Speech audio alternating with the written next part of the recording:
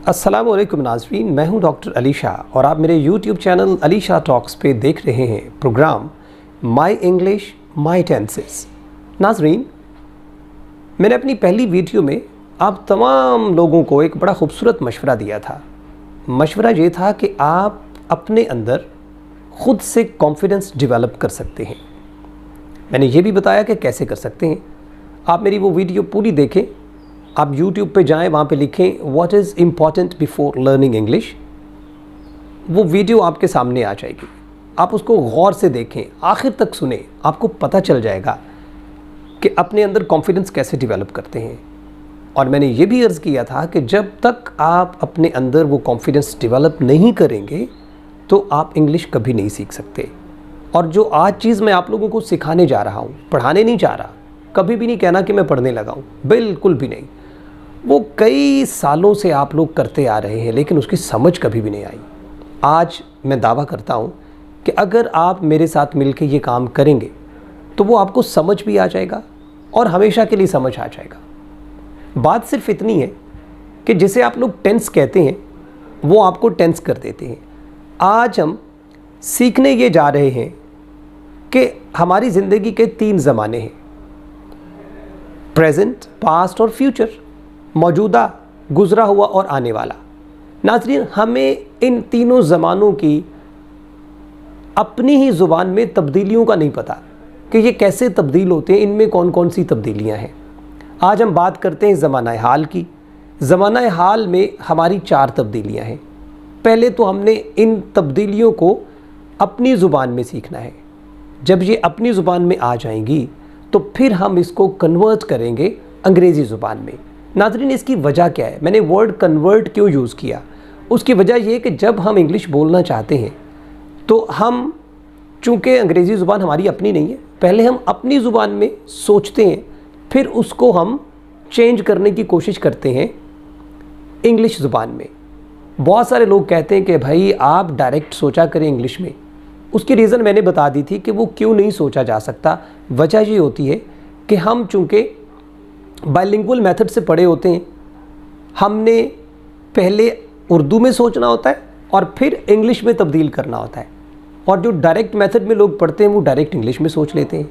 वजह सिर्फ इतनी है कि हम इसको कन्वर्ट फ़ौरन नहीं कर सकते, हमारा कन्वर्टर बहुत वीक है। नाज़रीन, कन्वर्टर की मिसाल मैं गूगल ट्रांसलेशन से देता हूँ। आप वहाँ पे जाते हैं, कुछ भी लिखते हैं, वो कन्वर्ट करके फ़ौरन आपके सामने रख देता है कि लो जी, ये आपका जुमला था और इसे मैंने फ़लाँ ज़ुबान में बदल दिया।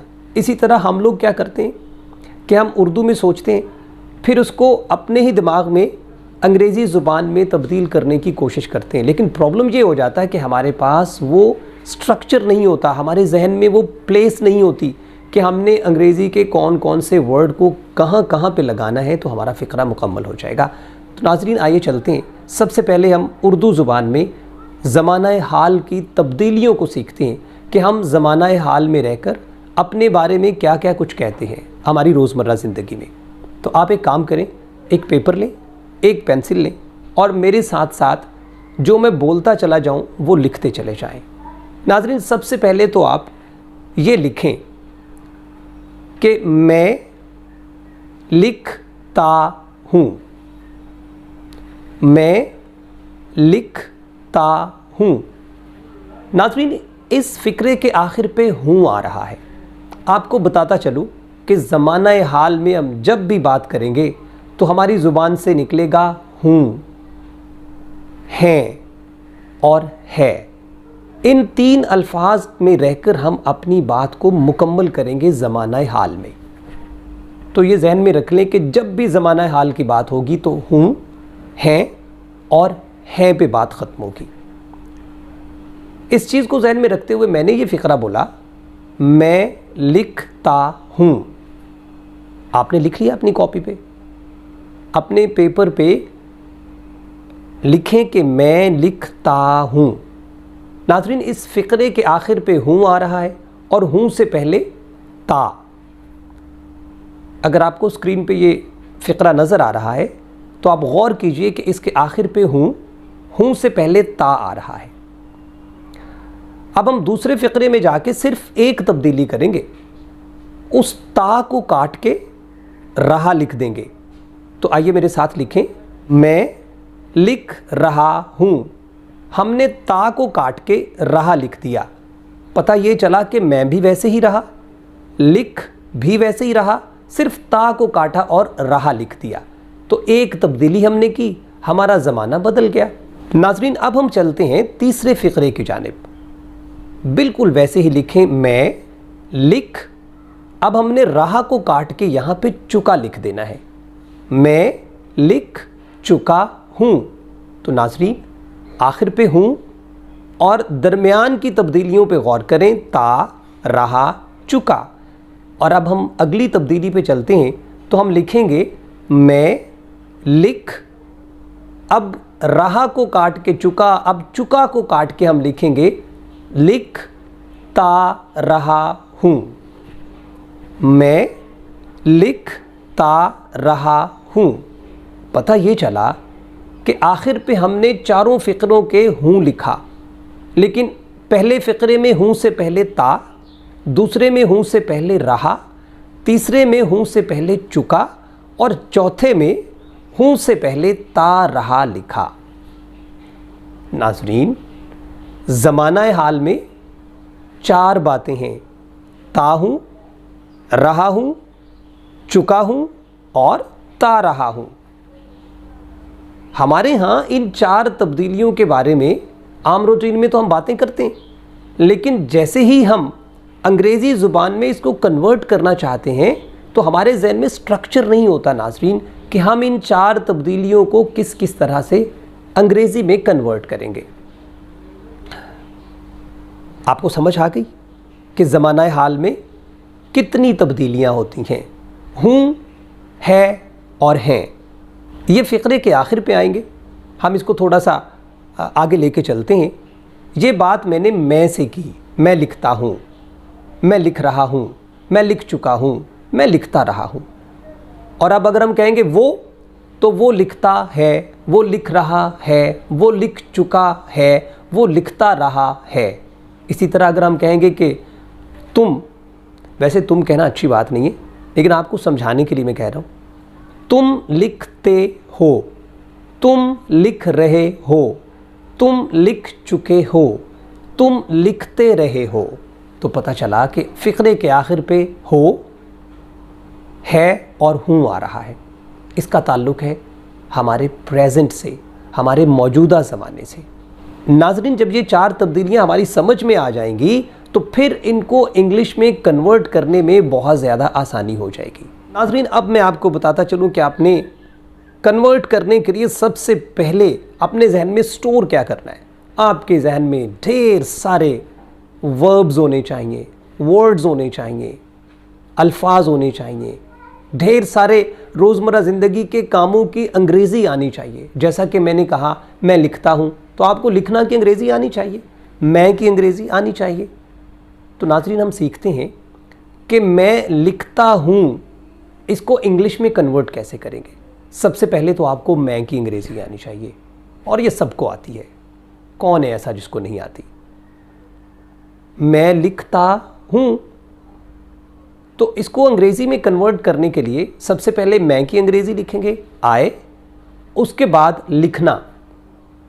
यहाँ पे एक बात बड़ी इंपॉर्टेंट है, ये जो राइट है ये है क्या, ये आपका काम है, ये वर्ब है, और इस काम की चार शक्लें होती हैं अंग्रेज़ी में।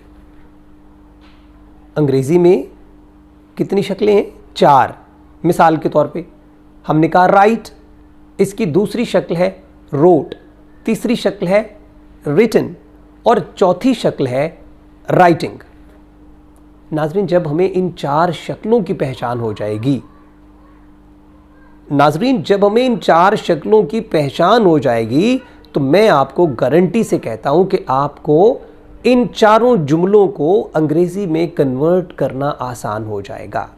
नाज़रीन, आज की वीडियो में हमने उर्दू ज़ुबान में ज़माना हाल की चार तब्दीलियों को सीखा, और अब आप लोगों को मैं सजेस्ट करूंगा कि आपने क्या करना है, अभी अभी वीडियो ख़त्म होने के बाद आपने अपने मुताबिक 3 या 4 जुमले इसी तरह से तब्दील करने हैं।